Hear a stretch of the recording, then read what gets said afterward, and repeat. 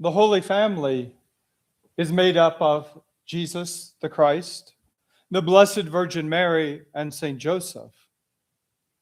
But the virtues of a Holy Family are found within their actions and their relationship between one another. It is the same relationship that our Lord Jesus Christ has with the Church and with the Supreme Pontiff. So if we are to understand these virtues, then we must look at the relationship between our Lord, his mother, and his foster father, and the relationship that our Lord has with the Church and the Supreme Pontiff. Now, the Holy Family is holy in that it acts in a way that is holy.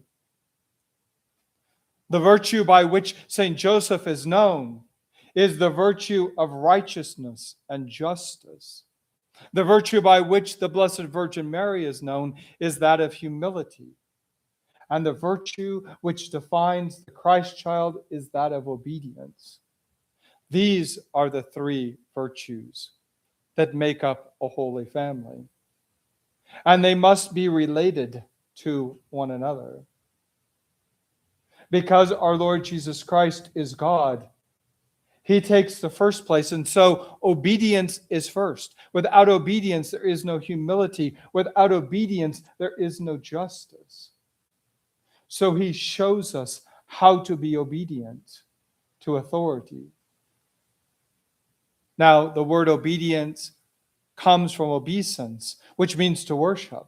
So our Lord Jesus Christ shows us how to worship God the Father, how to do his will through the authority of men, that authority which has been given to men. When a man has authority, when he is married, has the authority over his wife and the household, when he has authority over his children as they come, he is like a man who becomes a priest and now has authority. And the greater authority, the greater responsibility. A bishop has authority. And the bishop of Rome, a supreme pontiff, has ultimate authority. So that virtue must be the first virtue. We must be obedient to God and his divine revelation. And then we must receive in obedience what God reveals, which is called humility, to submit ourselves freely, without complaint and without compromise.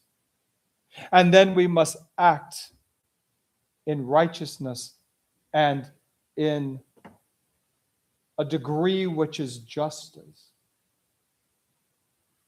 So once a man has been given this authority, he now takes as his example the Holy Family, and as his example the relationship of Christ with his church and with the Supreme Pontiff. He then acts in justice and in righteousness to do the right thing. He acts in humility. He submits himself. And he acts in obedience. And that is the formula of success. Every man, then, is really the foundational principle of whether his family will be holy or not. Every priest is the foundational principle of whether his congregation will be holy or not. Every bishop, every supreme pontiff has that same responsibility. Today, on this feast of the Holy Family, we look at those virtues and we apply those virtues to our own self, to our own relationships. And from there, those relationships are redeemed. Or we have the example of the modern family, which is not based upon virtue, but based upon individual good.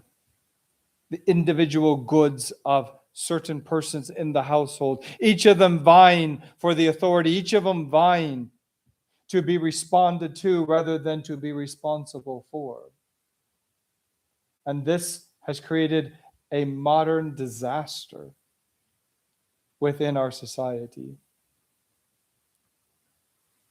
But by imitating the relationships found within the Holy Family, we can restore again within our own families, within our own parishes, that which will bring about the good that God has become man to give to us, the common good of our salvation.